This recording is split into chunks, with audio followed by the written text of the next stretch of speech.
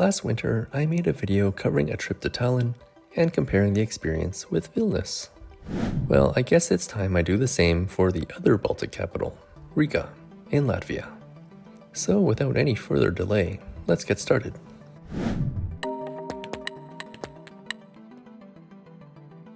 First, I just want to share my experience of how I got there in the first place. Definitely feel free to skip forward in the video if you're not interested in the travel portion.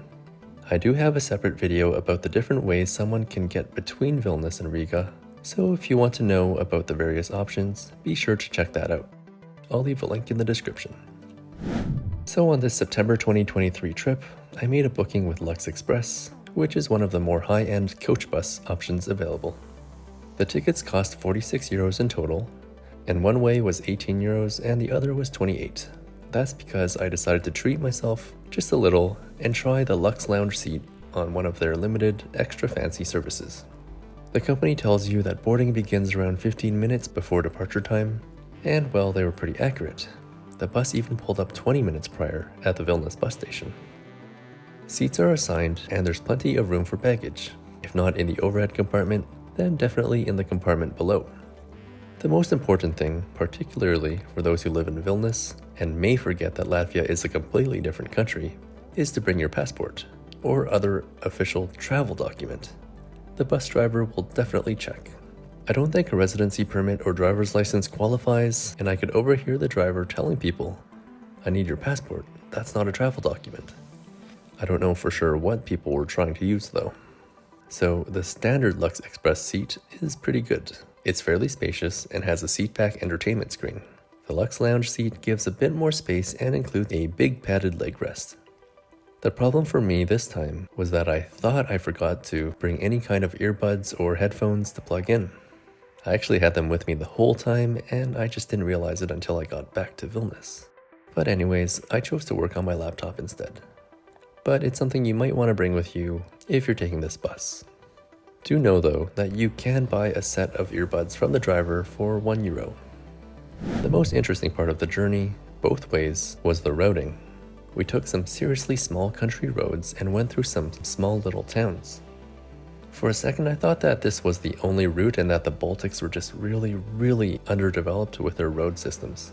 But when I looked at the map on the screen, it was clear that the bus was taking some other, less common route other than the main road.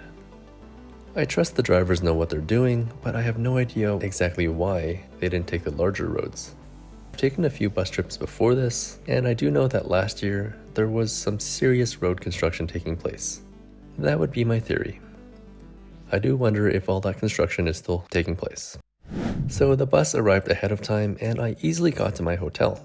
This was the Nika Apart Hotel, which was right across the road from the train station and a few minutes walk from the bus station.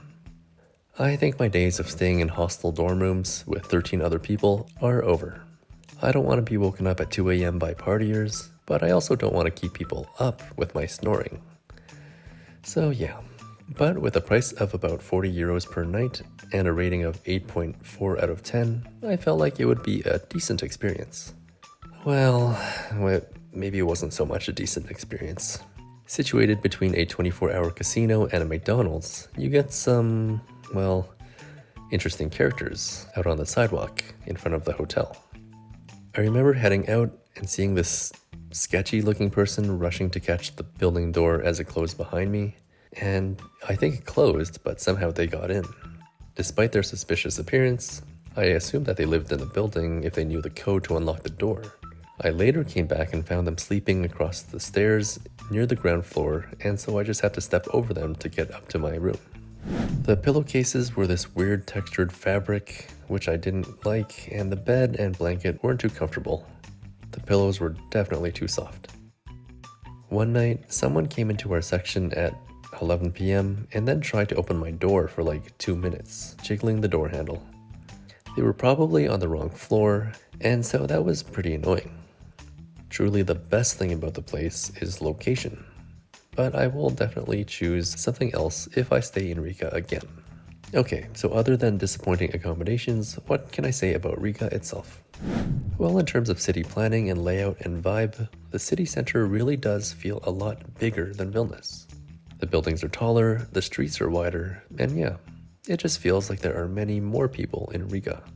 I know in terms of population, Riga has indeed been the more populous city for a long time. This might have changed with the influx of Ukrainian refugees into Vilnius though.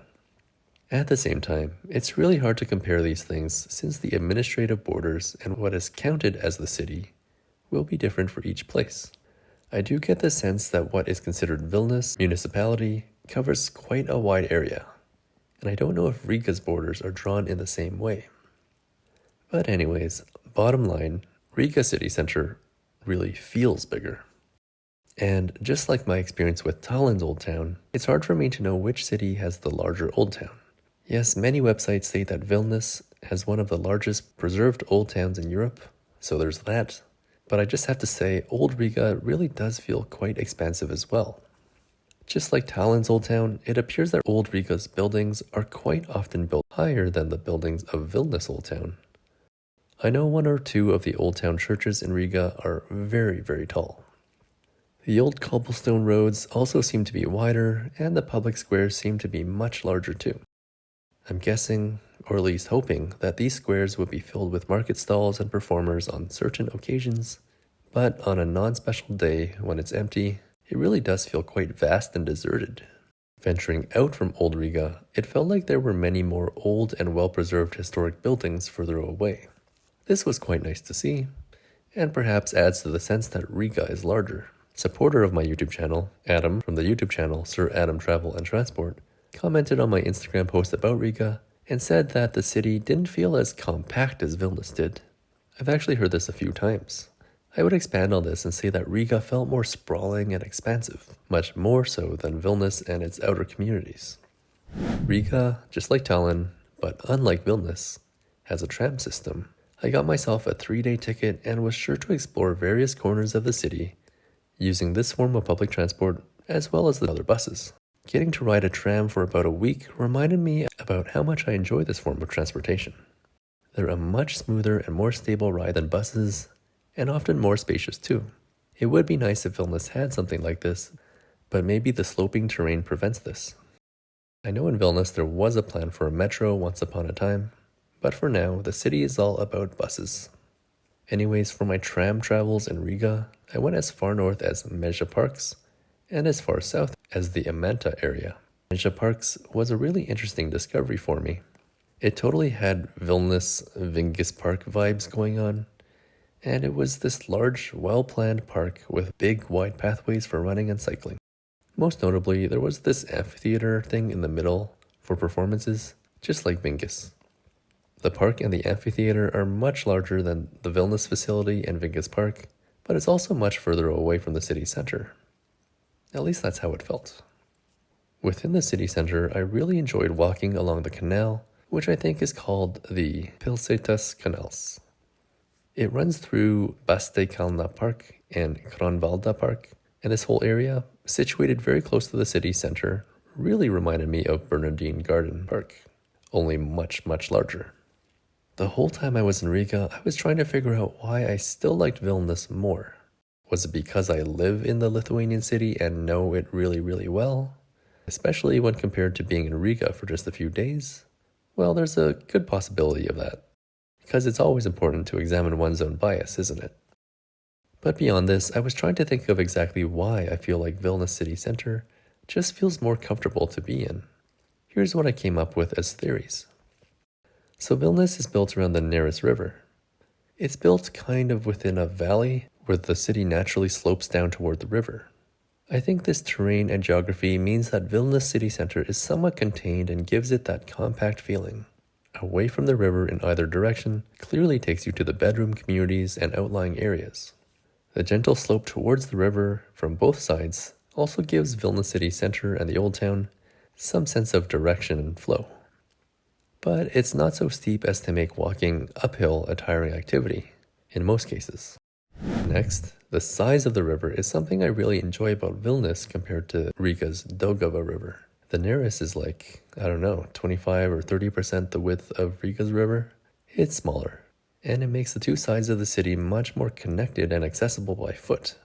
In Riga, the size of the river and those big busy bridges make travel to the other side a much more intense endeavor.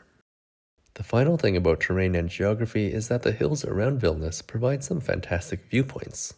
Gediminas Castle Hill, the Hill of Three Crosses, Taurus Hill, when it's not undergoing heavy construction, all provide great opportunities to see where in the city center you are. There's even the man-made public space known as Svedbeg Terrace, which does the same thing. It gives you a good way to identify your location in the city, which maybe is like comforting psychologically. I offer this theory because I felt like the mostly flat and sprawling layout of Riga felt somewhat disorienting. It gave me that underlying feeling of not knowing which direction was towards the center and which direction would lead me further away. I think there's a lot of stuff city planners can do to make any city a nice place for residents and tourists, but the natural landscape of a city is perhaps a little more outside of their control. Anyways, that's my attempt at analyzing why I feel more comfortable walking around Vilnius city center than Riga city center. I do hope it makes at least a little sense. Please don't get me wrong though, I really enjoyed Riga. I think the city center parks and the canal that goes through them is so beautiful. I love the trams, I love all the green spaces. The old town is great. There's just something about the compact nature of Vilnius that makes it my preferred city. Of course, I do welcome opposing viewpoints and other opinions. Because if you've explored both Vilnius and Riga too, I'd love to know what you think of the two capital cities and how they compare. Do leave a comment down below and let me know. For the Lithuanian word of the day, let's go with the verb tyrinėti, which means to explore. Tyrinėti. Thanks again for watching, and I'll see you next time.